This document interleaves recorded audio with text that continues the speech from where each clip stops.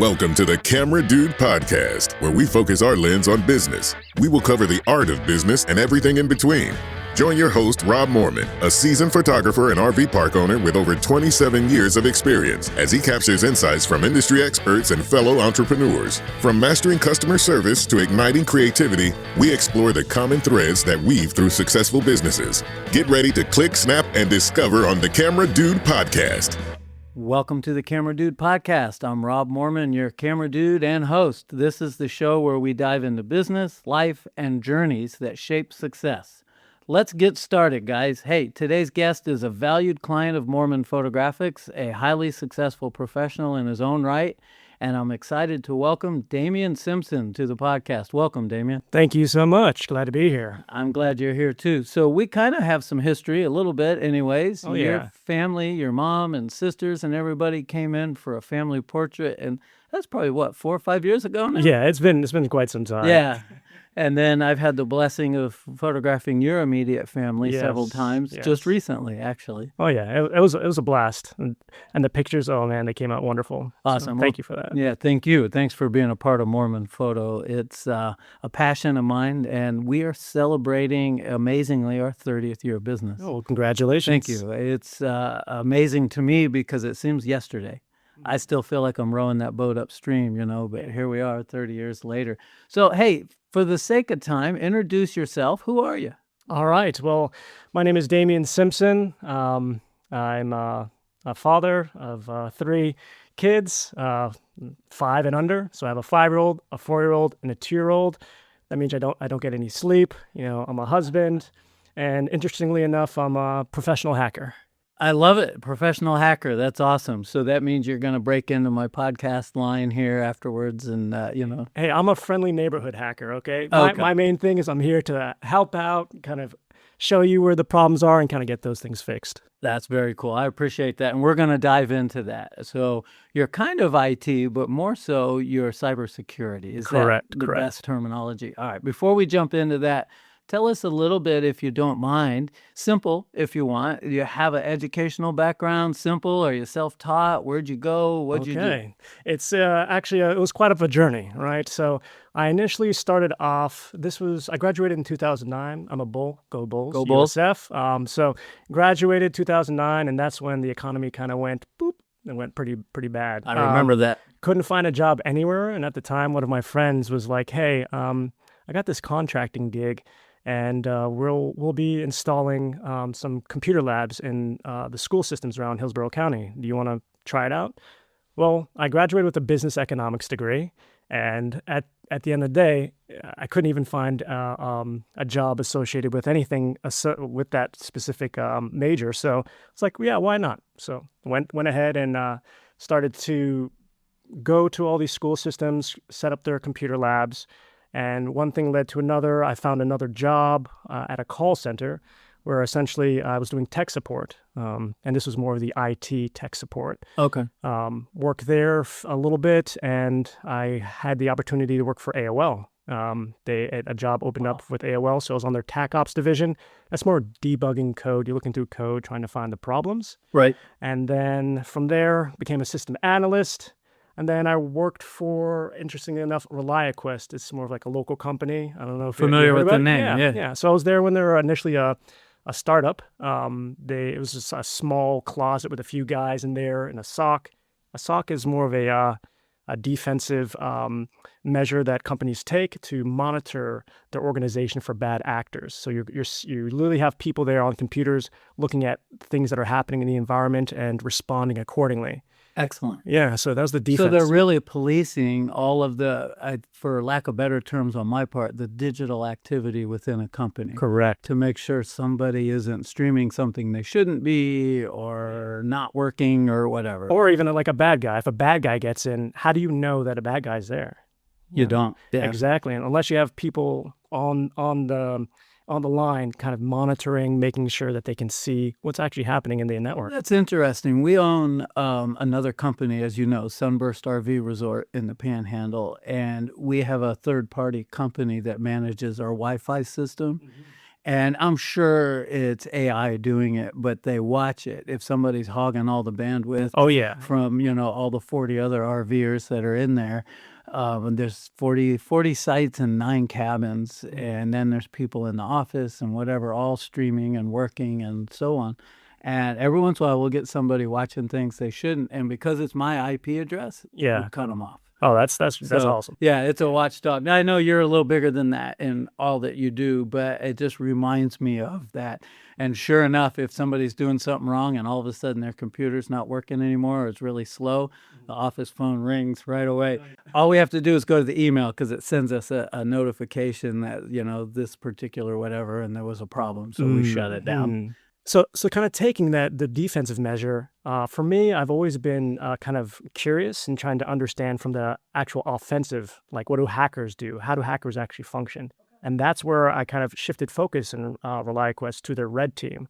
And that's where I started to actually learn about what hackers do. I was lucky enough to find a mentor when I was working at AOL, and he was like, hey, do you want to learn about hacking? At the time, I was a big video game person, and he was like, okay, I'll teach you video games, and you'll teach me hacking. And that's how I kind of initially got started with that, with the hacking world. That's fascinating to me. Also, I'm 59 years old, so I lived life with no cell phone, no technology, or minimal technology. I shouldn't say no, it just doesn't compare to what today is. A black and white TV was considered the hot technology of the time, when I was 10. So the idea behind that is it really wasn't black and white. I think it was color, but I'm exaggerating. So we've always had tech. We've always used it, and I was always a gadget head. So back in the day, CB radios and ham radios, and I played with all the tech we had. But it's moving so fast today that I think a company can't keep up with it, and they'll have to have your services to do that. Yeah. So I'm also the CEO and founder of Attack Vector. Yeah. So essentially our main purpose is to assess where the vulnerabilities are for our company or organization and work with the team in order for them to get those resolved, right? So bad actors, we take in kind of an outside-in approach. Say Russia, China, they want to hack into your organization. We kind of do the same thing, but then when we find those vulnerabilities, we give you a detailed report, we have a presentation, and then we kind of work with you to make sure that those things don't happen, I love that. And let me ask you a question. I am heavily involved in small business, and I know that you're probably working with major corporations or both. Yeah. So I am looking into trying to create a package for small businesses. Okay. I've come to the realization that everyone's organization is more or less a house, and we should all have a security system for a house, regardless of the size, right? You're not going to, put all your time and effort and energy into a house and then just leave it without any specific defenses. In this case, cybersecurity defenses. I love it. Well said. The question I have is, or more, not really a question, but a statement is, I'm part of Local Shops One, which is a great organization of small businesses, from people who make soap in their garage and sell it at, in a tent at an affair. Like we had Shopapalooza recently, which is 300 vendors in the park just before the holiday season, and everybody's selling their wares. Then you have companies like mine where there's 4 or 5 employees. To me, small company is 30 employees or less. That's just in my mind. And we band together to advertise as a group in these networking groups so that we get the same reach and marketing level as a box store, but we do it collectively as a group. Because a small business like mine, I can't compete with a national photography studio that's inside a department store or whatever. I can't compete with that. I don't have their marketing budget, $20 million a year just for that department, or I don't know what it is, but it's pretty high. So a lot of small businesses can't afford a full-time staff to sit down and take care of their cybersecurity and manage it. So I would hope that your new package would help that, because I think my numbers are correct. 75 to 80% of businesses are little companies like Moorman Photographics, Sunburst RV, 10 employees at Sunburst, and down here there's 4 of us, and some independent contractors. So I would rather pay your services than hire somebody full time. Oh yeah, I think when it comes to payments and things of that nature. I do want to also give back to the community and also help out. So I'm thinking about like, promotions specifically for, local organizations where I can kind of work with them. And it's all about understanding where your security posture is. So where do you have security? And then what are your crown jewels? Like what kind of digital asset that you have that is, paramount to your business to function. So it's pretty much taking I hate to kind of make you think about it, but it's like the worst thing that could potentially happen if a hacker gets in. Right. When I talk to CISOs and SEOs of these large organizations, that's the main thing that I talk to them about is like, what is the biggest pain point that you have for your organization? Say you have, PII, like that's more like a personal information, or HIPAA, which is like for hospitals, they have hospital information, or you have, and so nowadays there's things called ransomware where bad guys will try to lock your computer so you can't access any of your stuff. So taking that into account, I do want to also help out, smaller businesses to kind of allow them or have the tools necessary to make sure that they can protect themselves from, these bad actors. I love that. Well, I'm glad to hear that. And maybe if this career doesn't work out, you can go no, I'm just kidding. Don't do that. Oh, I have a story for that. All right, do share. Why not? Okay. I remember I was in college at the time, and I took some cybersecurity classes, and one of our professors at the time, he had a conversation with me, and he was like, because I was very curious about computers and technology, and he's like, if you get into hacking, he's like, and you go down the wrong path, it's very easy for you to disappear, right? You might go over to overseas or something like that. Maybe it was a scare tactic, kind of scare me straight. Yeah. But I still think at the end of the day, it kind of made me think about, hey, you can make an extreme amount of money being a bad guy, right? But if you take the flip side, you can make good money being a good guy. And why not just do that? Well, and I agree with you 100%. I may have mentioned this on an episode somewhere. So to my listeners out there, if you don't know, I spent 21 years doing ministry as a missionary inside Polk County Prison right here in Florida.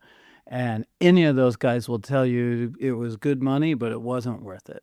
So to me, just visiting there, ministering to people and doing all of that was enough for me to not want to go there. Yeah. Does that make any sense? Yeah. It's also giving back to people and, trying to change the world for a better at the end of the day. I agree with that. I like your positive outlook. I try to always have that.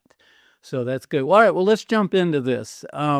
Before we roll, you've kind of mentioned your path. Camera Dude Podcast is about how, we find people like yourself running successful companies. How did you get there? The path you took, and you did that.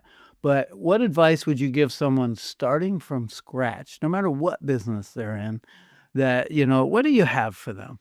I would say the core of business is communication and people, right?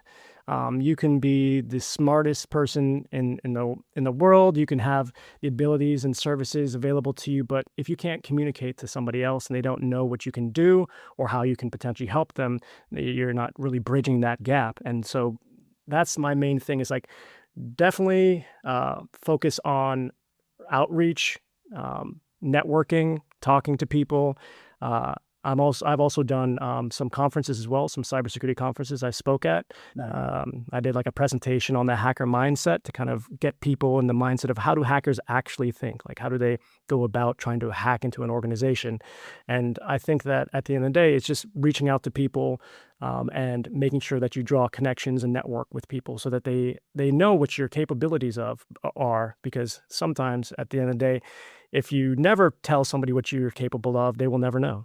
And you've hit the nail on the head. The thing we talk about the most at the Camera Dude Podcast is networking. And you just nailed that. Moorman Photographics was built on relationships in the community, like we have. You came in here. I fall in love with the families that come in here. I just do. They're good people.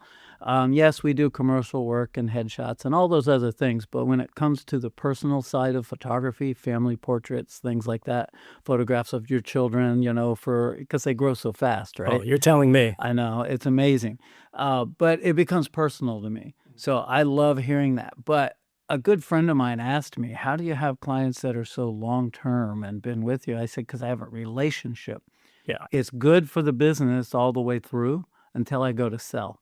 Relationships with me and my wife, Tina, how do I transfer all of that smoothly to someone else to have my clients build that trust with them as well? Oh, yeah. So it's a big thing, but. Oh, yeah. I would say it's the same thing with cybersecurity. Cybersecurity is a definitely an interesting kind of it's an interesting market, to say the least, because it's 100% built on trust. You don't really, unless you know, and that's where a lot of the business that I get is through referrals, or through friends who are in the industry, or IT people that know me and know my capabilities.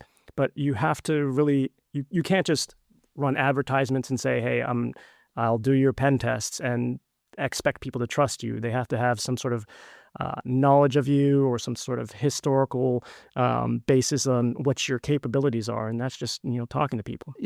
Something popped in my head about that. It's really similar to you selling to let's say you were a financial advisor and someone has a decent nest egg, they got $3 million in the bank, whatever. They're not going to trust that to just anybody. Exactly. Again, it's back to the relationship. So you've heard it on the Camera Dude podcast. Even if networking, maybe you're an introvert, you don't like it, there are courses, classes, and things you can do to at least temporarily put that outgoing hat on. You might be exhausted. Give yourself a time limit, right? Go into this networking meeting for 1 hour. Go back to your car and hang out for 20 minutes and either leave or go back. But just do what you have to do because it's the number one form of building your business is relationships. 100%. And that comes from networking. Yeah, that's the thing is like I'm an introvert at heart. Like I can stay in front of the computer and just hack away all day. I can see that. Yeah. That's the one thing is like I love being in front of the computer. I think it just stems from when I was a little kid. I went to a technology school called Frontier Elementary way back in the day. And that's when I first got introduced to the internet. And I was just like, wow, this is something completely new, So computers, love it. That's awesome. Well, I'm glad to hear that. And just in brief, my wife and I are opposite. I'm outgoing and loud and whatever. And she was an introvert when we first got married. We'd go to a party and I didn't know anybody there. I'd leave with 20 friends and she was all quiet on the edge of the couch. And on the way home, she'd be mad at me. I'm like, what? She goes, you left me behind. And I said, well, I'm just doing my thing. I thought you were going to do your thing. You're in the zone, right? Yeah. But now she's changed. I've rubbed off quite a bit on her. Oh, yeah. And vice versa. I think that's 100%. In order to break out of your shell as an introvert, an example is like I joined Toastmasters because public speaking has always been a huge fear of mine, and just being able to speak in front of a crowd. I did it once and I was just extremely nervous, and I was like, why am I so nervous? So it's just being used to those specific environments. So even if you are an introvert, putting yourself in an environment that kind of forces you to break out of your shell or communicate and talk to people, it's definitely life-changing. That's incredible advice. Define, for someone that maybe is new to business, define Toastmasters just in a nutshell. Where do they find it? Okay, yeah. Toastmasters, they have local chapters here in Pinellas County. You can just pretty much Google Toastmasters, and essentially it's a organization that helps you get used to presenting in front of people. An example is I go there every Thursday.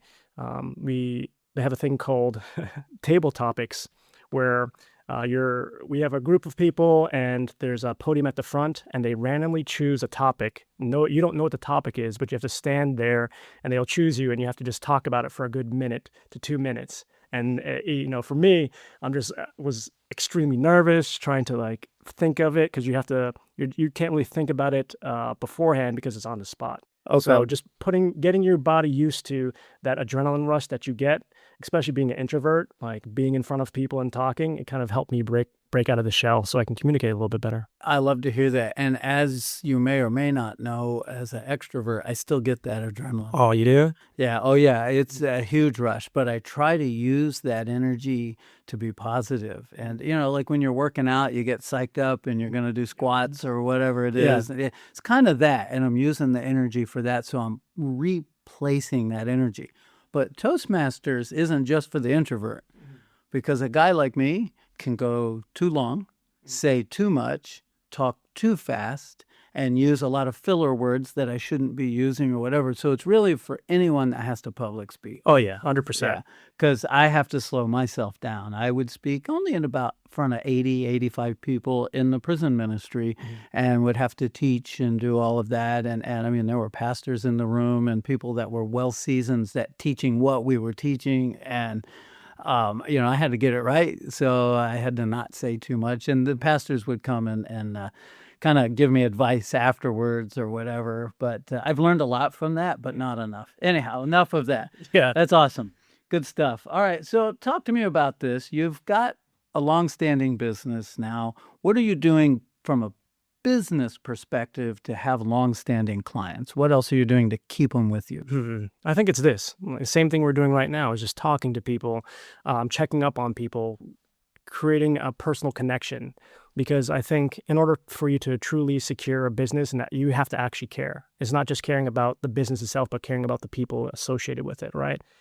So as organizations are entities, they're also filled with people. And when a malicious hacker goes in and sets ransomware and completely messes up the infrastructure and people's services and their daily lives are kind of ran amok.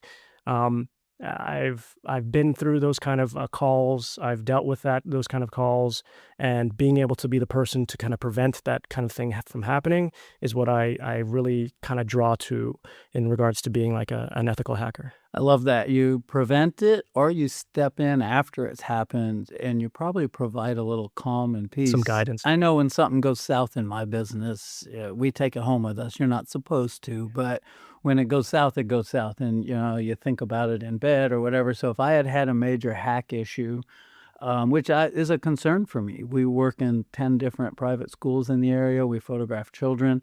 God forbid, we're tight on our security, thankfully. But I'm sure there's loopholes that maybe I don't even know. You would know. But we have children's faces, right? So I guard those with my life. Oh, yeah. That's your crown jewels. That's right. Well, those are somebody's babies. And if some weirdo got a hold of those images, right, that would be a serious problem on my part. And I, of course, wouldn't want that. And more so, not worried about me, I'm more worried about the kid. Exactly. Which is what you said. Let's jump back and reiterate that you said actually care. I had a Zoom class that I taught during COVID to the Tampa Area Professional Photo Association, and it was about business building.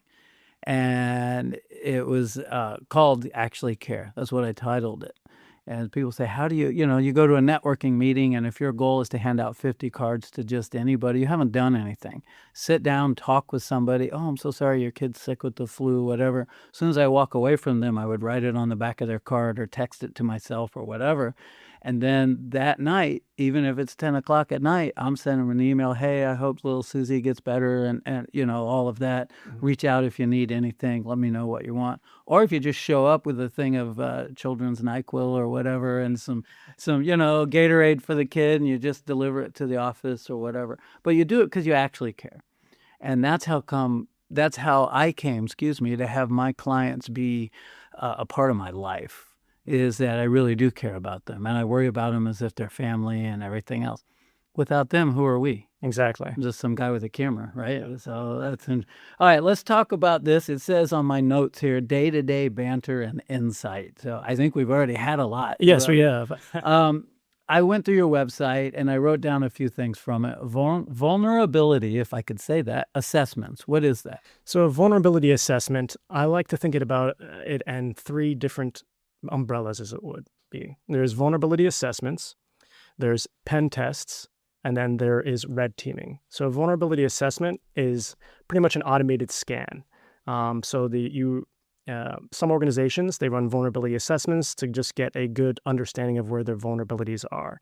It's not really a manual approach to it, but it's just a scanner that runs. So we have those capabilities. It's more of a cheaper option, but you still get some insight into what the vulnerabilities are for your organization based on a default scanner. So think of it like your antivirus that you put on your computer. Right. It's like scanning your files. So that this program would scan your network or your web application and kind of tell you, you have some vulnerabilities. Now, is this a program / app that you've created? So I do add additional tool sets to it, or Okay. things that I run for like more customization. But yeah, there are basically there's some base applications that you can run for vulnerability assessments, and I do try to add additional context and additional tool sets to add more insight into what your So organization you're looks like. customizing it Correct. per client. I was just curious. I was going to shake your hand if you wrote all that code I and mean, did I all do have that. some tools and code that I run in applications. I love it. Yeah. I wanted to invent a photography tool and it needed code. And I called a buddy of mine, hey, Eric, let's do this. I've got this idea. I wanted my pro camera to shoot to a closed circuit system where people could come to a party, Yeah. 800 people, and tap into this The wireless share, system. yeah. And then the images go right to their phones. Yeah, that's cool. Oh, yeah, it was really cool. And then I go to Professional Photographers of America, the Imaging USA convention, which I'm going to in Nashville coming up. And anyhow, as soon as I get there, there's this guy with 4 booths and this huge, he's already doing it. Yeah. He beat me by about 6-7 months because I was working on marketing. Yeah. I was going to crush it. But hey, what can I say? Well, all right, continuous threat exposure management. Talk to me about that. So continuous threat exposure management. So it's more of a new kind of terminology for a year-long assessment. So what we would do is we would first start off with a scoping call, and we would take an outside-in approach. Just like how hackers hack into organizations, they have to do something called open source intelligence. They have to understand your organization. Right. An example is like trying to do research from the outside to find out who are the key players of your organization, looking into what kind of infrastructure does your organization have, like websites, or do you have like a mail server or what have you. Going and taking a step further, looking at from like social media. Do you guys have like badges? So an example is one of the customers I had. I was able to show them, hey, some of your employees, they have badges and they have pictures with their badges on. Right. So that's doing open source intelligence, and then you actually utilize it. So one of the kind of campaigns that I did was I was trying to show them, hey, because you have people taking pictures with badges, a bad guy, which I went ahead, I'm a hacker, took the badge, printed it out, walked into their organization, and kind of showed how I was able to go straight to their computers and do malicious activity in order to Wow. gain access to their organization. Amazing. So that's kind of open source intelligence. Okay. And then we'd use that open source intelligence, and then we'll do things like phishing campaigns. So, like spam emails and things of that Right. nature. So because we know who are the key players in your organization, we'll develop customized emails to send to, your key players, and you're going to test the people, process, and technologies of your organization. So the emails being sent, do you guys click on the link? Do you click on the email? Do you download the malicious PDF? Do you run it? Things of that nature. And we kind of take each of those points as metrics to understand, hey, are we looking for specific things in regards to the people who are clicking on them? Are they properly trained to look for weird things? Maybe the domain has a weird domain name that So it's you're coming educating from. that So it's each more of an individual. education, right? Okay. I love that. That makes a lot of sense to me, and I can see where it could happen. Oh, yeah. Easily. I had a guy, it was a phone call, not an email, and he insisted that we had a FedEx package and we needed all this. Yeah, he was definitely phishing, and he wanted my info. And I said, well, what is it? Where's the company? What's it from? He wouldn't tell me. Exactly. And then, so I go to my wife. Maybe she ordered something, whatever. She's on the phone. This guy starts cussing us out and yelling and telling me I need to make my wife submit and give him the information and all this. So I started messing with him. That's me. Yeah. Now I know. I mean, it's really plain that this guy was out. So I was doing all kinds of stuff back to him. And he was red hot mad. Have you seen the TikTok videos where somebody like yourself on the good side has a hacker come to them and they turn the cameras on them and start telling them what they're wearing? I love that. Oh, yeah. That's just sweet revenge right there. Yeah, at the end of the day.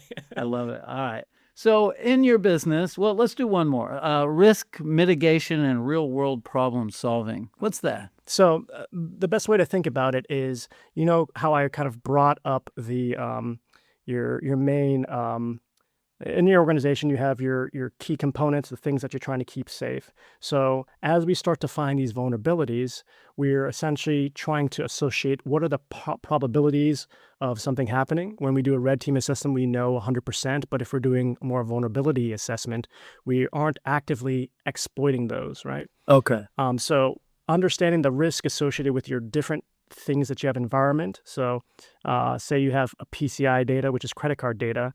That's extremely risky data that you have on your network, and understanding, do you have actual controls? Let's see if the best way to think about it is, do you have a firewall on for your network? Are you monitoring your network? Do you have antivirus set up? Do you have for your web server, do you have proper like spam filters configured in order for you to catch malicious activity? So understanding what controls you have, and do those are actively mitigating the risk associated with, potential attacks. Wow. There's so much. Oh yeah, it's a And lot. if you lived in an era where we didn't have all that, and let's say you started another business and you're my age now, you go, oh my gosh, what's going on? But if you grew up with it, it's just part of everyday life. And so I see it. We're doing it. Luckily, I'm in a technical business, so I've learned enough, at least about the tech I need. I may not know it all, but, recording a podcast, well, I was a sound tech at a church for 20 some years, did it for a long time. So that was an easy transition. And then, of course, all the Nikon cameras that we use and the editing software and all of that is good. All right, let's talk about other things. So in your industry, we talked about networking. I'm going to read right from my notes. What professional associations or organizations are you involved in? Yeah, I'm actually part of a cybersecurity guild, NT, ISC Squared. That's another one. Also part of SBDC. They've helped me out with like a small business association. But yeah, those are kind of the key ones that I'm currently associated with. Good. Yeah. I find that people will ask me. I mentioned one, the Tampa Area Professional Photo Group, the Florida Professional Photographers, and Professional Photographers of America. They're all three related. So it's a local guild, a statewide guild, and then the nationals. And if it wasn't for those associations, I would have been out of business. I've been in business 30 years. I would have been out 29 years ago. So I did get formal training, just vocational school. So I don't have any bulls that I can shout about. It's yay, vocational school. It's not very exciting. But I did 2 years there and then a 1-year internship. And then I found those associations in my last year of schooling. And yes, school is pertinent to me to be able to work for other photographers and learn from them. I came out top of the class, all of that. And I started interning with Bruce Evanson, who's on this podcast. I think his will drop shortly. Actually, I just recorded with him, my mentor. And I wasn't with him 10 minutes. I'm on top of my class. I get out. I'm gung-ho. I realized I didn't know anything about photography. Within 10 minutes, I was working with that guy. And I was like, oh, okay, time to start over. So you get out on top, and then you're eating dirt for a while, and then you got to build yourself back up again. So that's a big deal. Well, I'm glad that they've helped. Do they provide any other than knowledge, support, a shoulder to cry on when you're having a business problem or solving issues that you don't know? You probably have peers there that you could call and say, look, I'm having a problem. Hopefully that works for you. That's networking again. Oh, 100%. I've also started like a small group with my friends because, I want them all to do startups also. So we get together every 2 weeks and we kind of talk about where our businesses are and trying to kind of push those initiatives. Because I think it's good to have a more of a circular aspect to your growth as a business. It's not just having, mentors in the front, or you should also have mentoring people in the back, and then you should also have people to the side of you that are trying to push at the same kind of like wavelength. So trying to get a holistic perspective on that. I love that. There's a group of photographers that I'm a part of, and I haven't seen them in a while. COVID kind of set the organization a little bit off, but it was a self-made group, and there was 9 people. We would all get together at a hotel, no work. except we worked. We just weren't doing the actual work, and everybody was transparent. We shared our company's numbers. Nobody was judgmental, because you might have somebody that just got started, somebody that does 400,000 school portraits a year, and they have a staff of 40 photographers. So numbers didn't matter. And we would lean on each other and write down each other's issues and learn and talk and educate on, well, this is how we do it. Oh, we use this company or whatever it is, and solve each other's issues. And continuing education is what that is, as well as networking with other photographers that I know can help me if I get in a crack somewhere and I can't get out. So that's really cool. Moorman Photographics, where every click captures the essence of life's most precious moments. Our studio stands as a beacon of creativity and professionalism, offering a myriad of services tailored to your every photographic need. Whether you seek a studio portrait or the allure of on-location sessions in the Tampa and St. Petersburg waterfronts or lush parks, we bring your vision to life with creativity and professionalism. Corporate headshots, we excel at those too, providing impeccable quality whether in the studio or at your corporate headquarters. Need portraits for a large team or event? We orchestrate seamless setups for groups or individuals. But our expertise doesn't stop there. From high-end school portraits to photo restoration, from pet portraits to product images, our portfolio spans the spectrum of photographic artistry. Led by professionals with degrees in both photography and fine art, our team is dedicated to exceeding your expectations with every frame. Step into our studio, where creativity knows no bounds. Contact us to book your session today at moormanphoto.com.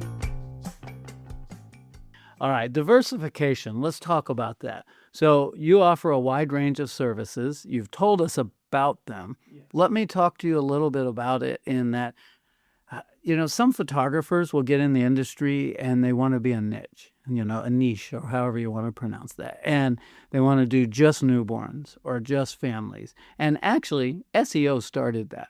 When I got in the industry, back in the film days, yes, I know, but photographers were multitasking. They did more than one service. You were a full-service photo studio, whether you needed product photographed, whether you were injured in an accident and you needed legal images, whether you wanted a beautiful family portrait or an elegant wedding. We did all of that, and I never stopped. But when SEO came out, it was too hard for everybody to optimize all their services.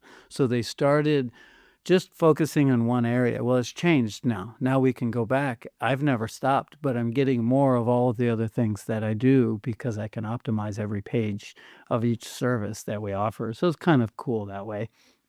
Tell us, for you, how has offering multiple services helped your bottom line? I think it's added more flexibility for organizations, right? And an example is the startup package that I'm trying to work on. If I offered more of the large organization kind of package to a small business, it would the price would be too much, right? So being able to be more flexible for your clients at the end of the day is what really matters to me. I think that when we first initially get on a call, I just want to talk to them, right? I just want to find out, how does their organization actually look? What are the things that they have in the organization? And so being able to have a multitude of service offerings enables me to find out what more of a boutique approach. What do you actually need, as opposed to trying to, oversell you on something that you don't necessarily need or want. I love that. And that could lead to great referrals. So you're working with a smaller company, but even myself, I work with major corporations. Exactly. Yeah. So a referral to, you guys are having security issues. I've got the guy. He's even on my podcast. Here's the episode. Here's his card, whatever. Transfer data to them so they can contact you.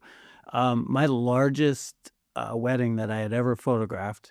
To my listeners, I no longer do weddings, but my associate who works here does, so you can still reach out. But I'm done chasing brides around 18 hours a day, every Saturday. I do 500 weddings, and they were almost consecutive, not quite, but almost.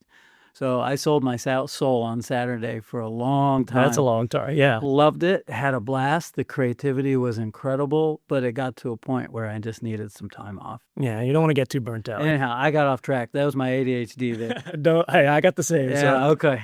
That's, most entrepreneurs I find do. Yeah. We're just loaded with too many ideas. Yeah, They it's just never stop It's always coming. there. It's just like, it keeps flowing, right? Yeah, same. I'm like that too. Well, I'm glad that your diversification has helped, and it's also made you more marketable. So I had Rich Redmond on here. He's the drummer for Jason Aldean, and he talked about that a little bit, and he talks about it on his own podcast, on the Rich Redmond podcast. And he's a drummer, but he's also a really smart businessman, a motivational speaker to big corporations and all of this other stuff. And he said, if you're going to learn drums, learn all genres of music, because it makes you more marketable. And to me, that's the same thing. You're offering more services. He has the ability. Now, he's been with Jason, I think he said 25 years, at least when we talked last. And, so he's found a home. But that diversification, if something ever changed, right? So, and I'll give an example of that, and then we'll move on. 2008, the housing market crash. Moorman Photo was big in weddings and huge in architectural work. Weddings were on the weekend. I was shooting for architects, builders, interior designers, landscapers, painters, all of those people. And we would do these really high-end, gorgeous homes. And that way they would use the images to sell to their next buyer that wanted to start from scratch. Well, the housing market died in 2008, and I looked at my wife and I said, okay, we've got to go low dollar, high volume. Let's do school portraits. And so we landed a school. It was a lot of effort to get in. I didn't have contracts, pricing structure. I had nothing. We had to build it from scratch almost overnight. And we got that first school, and now we're in over 10 private schools in the area. And we're honored to do it, and it saved my studio. And we're doing so well with it, I never went back to the architectural. Yeah. Now, don't misunderstand me. If somebody calls, and they have throughout the years after that, I have photographed for them and done very well at it for them and for us. But I'm not actively pushing for it. It's just on my website. So if they see it and they call, great. Why not? Why say no? Yeah. I don't say no much. I'm in business to make a living. That's my biggest thing. All right, this is interesting. We are always talking about work-life balance here. I had Lindsay Vastola on another episode. I recommend listeners, if you haven't heard it, to go back to hers. She said something about work-life balance that blew my mind, but I want to hear your take on it. Okay. Work-life balance, I think it's it definitely stems to, what are your priorities? I know for me, it's definitely family. So, every morning I drop off my boys at school. Cool. And, then I get straight to work. And then from there, I try to be flexible if I need to pick them up or if there's any sort of issues like that. Always try to eat together as a family. So being able to balance work and life, it's just, at the end of the day, it's your basic priorities. Like if you make the time or you set a schedule, I think that helps out substantially. So you set up a time frame where, hey, I want to make sure, at from 6 to 7 or 6 to 8, I spend time with the family, or we eat at that specific time frame. So being able to be flexible, also with work, trying to find a cutoff time. When you leave the office, you kind of leave the office. Some people don't leave the office and they just bring it to work. So they bring work back home, and that's the kind of thing that you have to kind of segment yourself from really cutting it off. I try to balance it, but I know sometimes the computer will be there, or I'll see the computer. I'm like, I have an idea of something that I want to work on, or I have an application, a tool that I want to build, and then that spark comes, and I'm like, all right, it's ADHD. I need to hold back. So it's a balancing act between they say the two wolves, one wants to work and, one wants to balance out with family and relaxation. I think that's normal for the entrepreneurial mind. I really do. And what Lindsay said to me, now my generation, all we do is work. We were raised, work really hard, it'll pay off, sell your soul to it. I have no regrets because being an entrepreneur for me has become a lifestyle. So yes, I have personal life. We take vacations. We go places. My wife and I kayak. We have a little boat. We go scuba diving. We do all kinds of stuff. We love riding our bikes and all that. But on the same token, if I have to stop on vacation and answer an email to a longstanding client, you bet I'm going to do it. Yeah. Because they're a longstanding client. They're paying for my vacation, and everything else in life. So I always look at it as that. And Lindsay had mentioned, and I hope I don't misquote her because she's a phenomenal speaker, is that she said something about work-life balance, which is what led me to bring her onto this podcast. And she said that it's really what happens today is that the work-life balance terminology is worn almost like a fashion. And you're judged by your friends if you don't do it or this and that. And she says that's also stressful because you have all this stuff pulling of you at work, but if I don't do this, I won't be accepted by them or whatever. And she went around and then she said exactly the way I've lived my life. So I was honored with how she said that, is that it's a lifestyle. You're a father. That's a lifestyle. You have children and dads and diapers and kids with colds and babies crying. Patient right? zero, I call them. Yeah, right, exactly. Yeah. But then at home, but at work, you have the same thing. Clients with immediate needs. And I have just mixed it all together.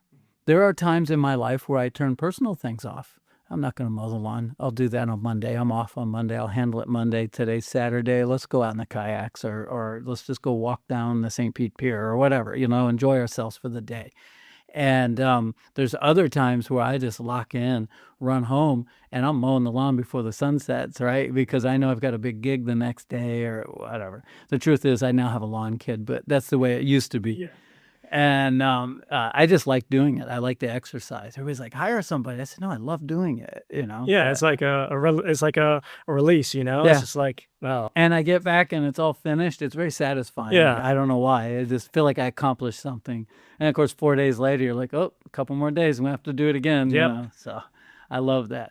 Well, I'm glad you shared that because we all have different outlooks on it. But the most important thing is work-life balance is do it. Yeah. Make sure you have enough of real life, because someone said on their deathbed, nobody ever said, oh, I wish I worked a couple more hours a week or anything like that. Yes, it was hiking with family and those experiences.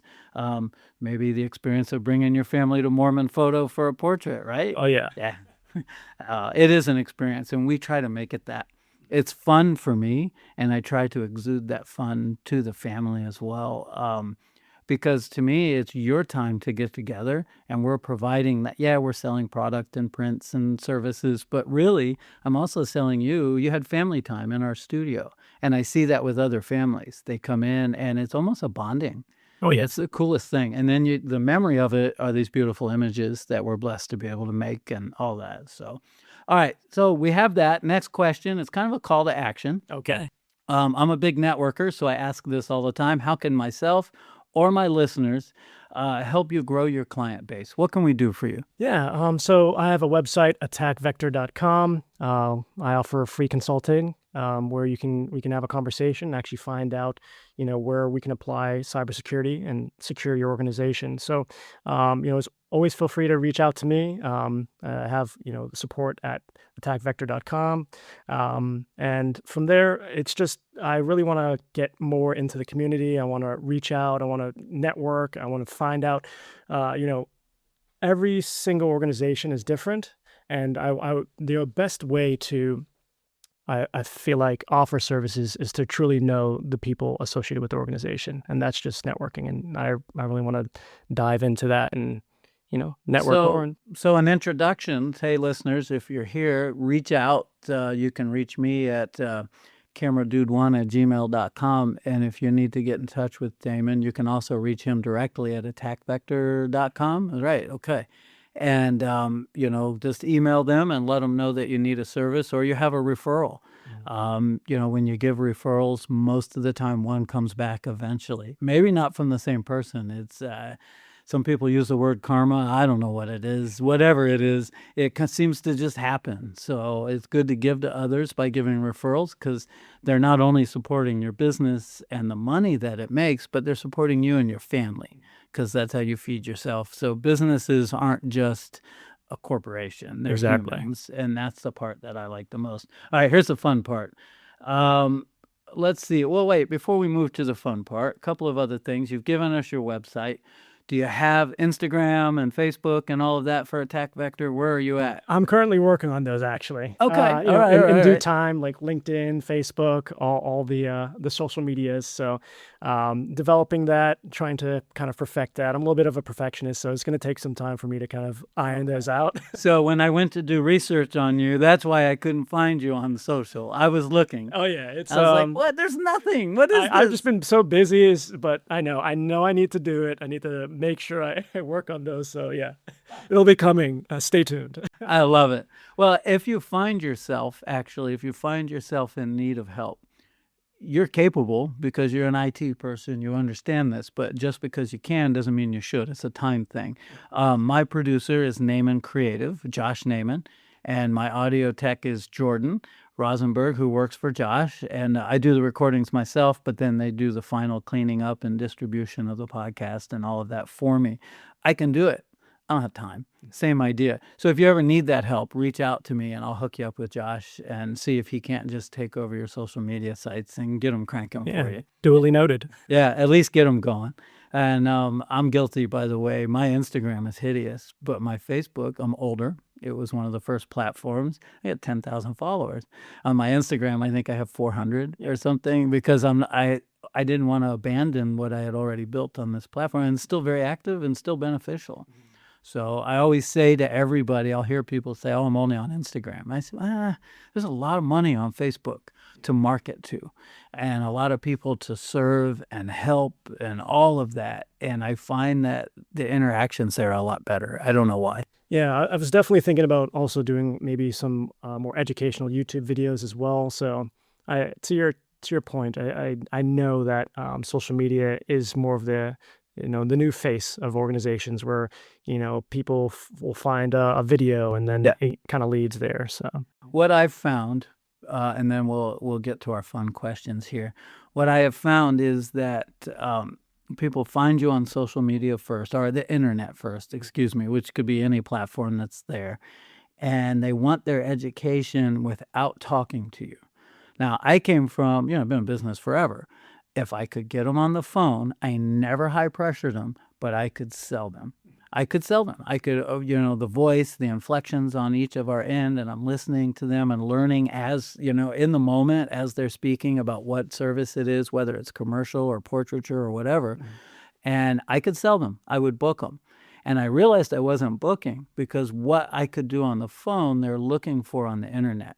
So I'm actually in the process of changing ours and putting together videos. I'll put you in touch with a videographer if you need it. And I have another buddy who's making these AI videos, but they're real videos. It's real footage with AI added.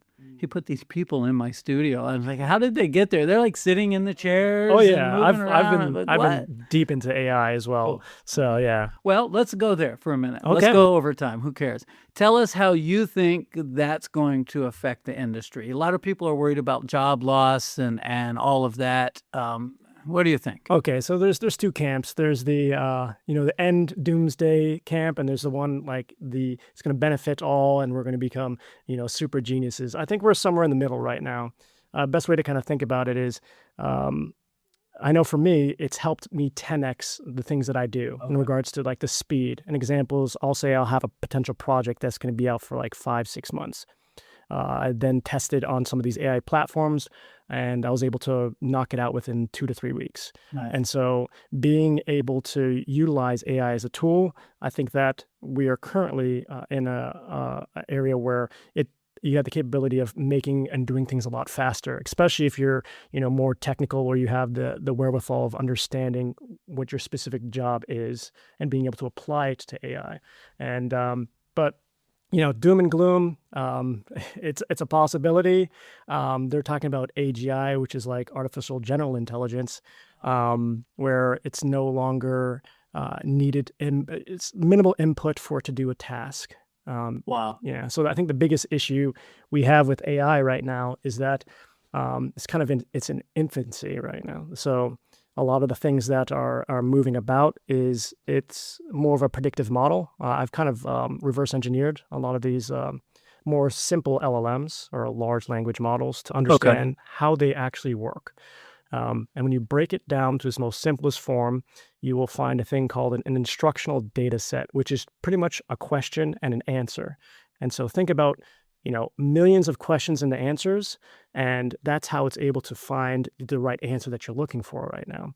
But I feel like in the future, it will start to understand more context, and that's where you start to hear things about context engineering, and these people are now creating agents. And the agents themselves have the capabilities of understanding the answers associated with these specific kinds of questions. So long story short, I feel like we're in a place of infancy. There is a potential for bad, or there's a potential for good. I think it just depends on, who's using it. Yeah, and I think that's with everything. So there could be negative, depends on whose hands the technology is Exactly. in. Do you think it will be 100% at some point to be able to think on its own and act like a human robotically? It's such a hard question, right? Because the one thing about humans that makes us who we are is our ability to be more creative and abstract in our thought, right? Right. So when you think about like all the art and all the different things, the music, it's taking something and creating something out of thin air. Right. The thing with a lot of these models is they're trained on existing data. So it would have to break out of its normal ability to think, or not think, but take existing data, and it has to come up with new things. But that's the one caveat with humans. We can think as long and as far into the future as we can, and it's not specifically on existing things. You have dreams. You dream about things, and they're completely random, right? We're going to get into the philosophy of AI. So the question I always had was, because even, let's say, I'm a drummer, right? I don't tell many people that because I don't play out anymore or anything. It's been years.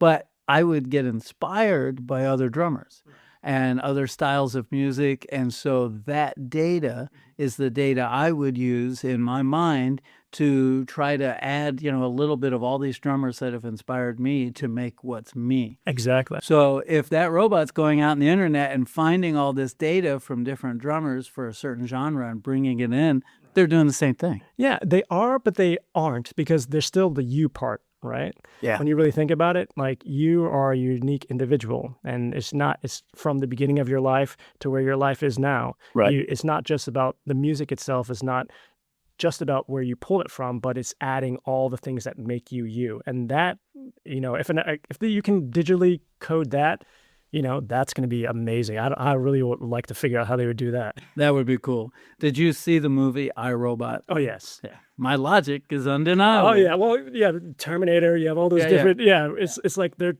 kind of telling us something, right? All right, let's get into the fun part, because Okay. we could go really deep into this. All right, so these are questions I've pulled from another show, actually, called Inside the Actors Studio with James Lipton. It's an old show that they would air, and it had famous people on, and he would interview them. And I found out later, stole the questions from a gentleman named Bernard Pivot, which every episode I say I don't know much about him, and for some reason I forget to research him in between episodes. So I'm going to do that. But I like to give honor due to where these came from. So what's your favorite word? My favorite word is forward. And Nice. yeah, I think that stems from something that was kind of instilled from my mom and like my grandma. It's like 1 foot forward, never back. So it's like taking and looking always into the future and trying to keep moving forward. It's just like how humans are, we're always moving forward. Yeah. Same kind of concept. And people with ADHD never stop moving forward. I don't. I know it's exhausting, but here I am, right? All right, what's your least favorite word? I would say back. Or it's always like a progression to the past. We shouldn't live in the past. We should just learn from it. Agreed. I like to, when you get older, you'll like to look at the past and remember it. But I don't want to live in it again. Exactly. I already did it. Why do I want to do that? I was there. But I'll look at old photos and go back in time and remember how things were. And I'm funny because I'll see pictures of our family. They're really old, back in the 70s. And I'm like, oh, that's cool. There's my sisters. But now I'm looking at all the stuff in the background. God, can you believe we ate Lucky Charms? Look at that box and what is in the background, or whatever. So anyhow. All right. What turns you on creatively or professionally? Um, Inspiration. I would say I know for me, it's definitely music has been like a go-to thing. I've actually there was a time in my life where I was either going to do music or tech because I was big into music. But yeah, music has always been something that inspires me. I listen to it all the time. Even when I'm hacking on computers, I just have jamming out, or I'm in the car. Always listen to We music. have that in common. I never don't have music on. It's always on all the time. And I recently went old school, not because I'm older, but I missed the sound of a home stereo system. Like the warmness of it. Yeah, and the highs, the lows, the depth. I'm a bit of an audiophile. I like all that stuff. And so I have a friend that rebuilds old sound systems and puts in new chipboards and all of this stuff and brings them back to life. And so I bought a set from him, and I had people over for New Year's Eve last year, and they all kept going, but why does it sound so good? And I think we've forgotten because of our little Bluetooth speakers that absolutely sound like it's a tin can, right? They're absolutely horrible. And that was the conversation. So my relaxation is to go home, turn that on, sit in what we call the sweet spot where the speakers are set up just right, and all of that. And yeah, actually anymore, that's probably my favorite place to be, is just to kind of sit and listen to where the sound is so clear you can hear the musician's fingers sliding on the guitar strings. Yeah, You don't it's like you're right there. Yeah, you don't hear that in other tech. So yeah, I'm spinning albums again. Man, I sold 300 albums. I went to Bananas Records, gave them away, and now I'm buying stuff again. So silly.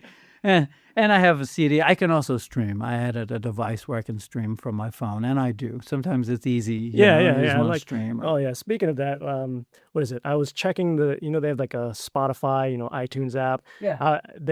Spotify app did a recap, and they're like, the amount of genres that you listen to was like 320 different types of genres, and that kind of because one of my friends was asking me, oh yeah, what is your favorite genre? And I was like, I don't know. And that it kind of sparked in my head, just like Music? music. Yeah. Yeah, I like music. Yeah, Exactly. me too. I struggle a little bit with some of operatic. I have full respect for the voice capabilities. I don't even understand that. But I most of the time I don't know what they're saying. It's in another language, so maybe that's the problem. But I do respect the craft of it for sure. All right, so we know that music turns you on in life. What turns you off?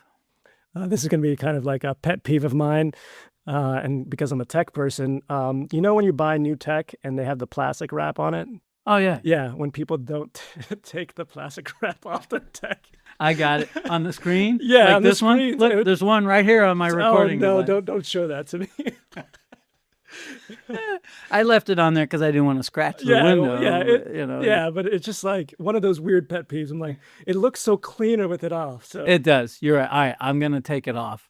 As soon as we turn it off, you can watch me. We'll pull Okay, it all off. right, all right. You want to do Hold it? you to It'll be it. satisfying if you want to do it. There's the tab right there. All right. I love it. All right. So we've already said this, I think. What sound or noise do you love? Yeah, sound or noise. Yeah, definitely music. I think that's kind of tying Same. into it. Yeah, it does. And what sound or noise do you absolutely dislike? It has to be like those high pitched sounds, like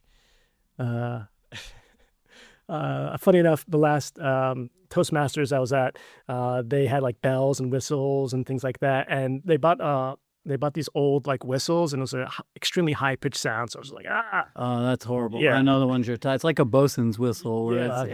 yeah. I have struggle with leaf blowers. I use one, but the problem is most people fire theirs up at 7 o'clock oh in yeah, the it's morning. always the worst time, or Ah, you're on a call or on a something. call. Yeah, I'm awake, but now you're going to do that now. I'm trying to have coffee and listen to music. Right? Yeah, exactly. All right. What profession other than your own would you like to try? Well, I would definitely be a musician. I told you about that kind of track. Yeah, I would definitely. Well, you're not done yet. I know that's one of my hobbies is definitely music. I've been now kind of getting back into music production. I actually minored in electronic music, so being able cool. to produce music and things of that nature. So yeah, I could see you being a DJ with about 4,000 people. We just had that event at the pier recently, and all those people. I could see you killing it like that. That would be all right. I don't know. It's the love for the music, just how it transforms the environment. All right. So, what profession would you never want to do? What would I never want to do? That's a very good question. I would say never would want to. It's a tough question. It is a very tough question. Now I'm thinking about it. For me, it would be a dentist. A dentist? Oh, you no, just don't I like stick my hands in people's mouth all day long. I know there's science and education behind it, and they're very smart, but it boils down to somebody's mouth full of spit, and no, I'm out. I initially went to school for pre-med bio, so, but I think it would probably be a surgeon, having to cut people open and things like that. It was that when I went to school there, did different kinds of, saw different kinds of things, and just being, cutting people open. Nah, not for my kind of gig. I had the opportunity to photograph about 4 or 5 surgeries in a day. A friend of mine, that's all he does. And he ended up with the flu. And he's like, I can't go in the OR like this. They're going to cut this guy open. I got germs everywhere. So I went and I watched him do a heart transplant, a liver transplant, and something to a little baby. I don't know what, but this poor little baby was wide open and they were working on him. And I wasn't sure if I could handle it or not. I did okay. I was all right. I got the job done. The doctor was a teaching doctor, and they used these images to teach students that are coming up what they're doing. He'd tell me, get in here and get a shot of this, and you got to move fast because get this guy's liver out. It's like, what's happening? Well, that's cool to know. One more time before I do my little closing, if we could. Go ahead and tell us it's attackvector.com, right? Yes, attackvector.com. All right. And then stand by because we're going to see you all over social media really soon. You need to do it. Yep. It's good for your business. Hold me to it, All right. I'm going to call you in a week. Say, hey, I don't see you yet.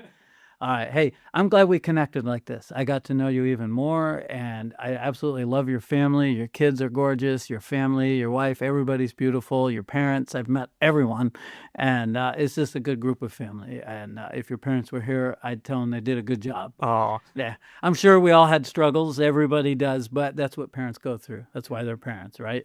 So that's a good thing. And you're crushing it. So guys, thank you for spending time with us on the Camera Dude podcast. Remember always, reach out to those who have paved the way before you. They're an incredible resource for growth and success.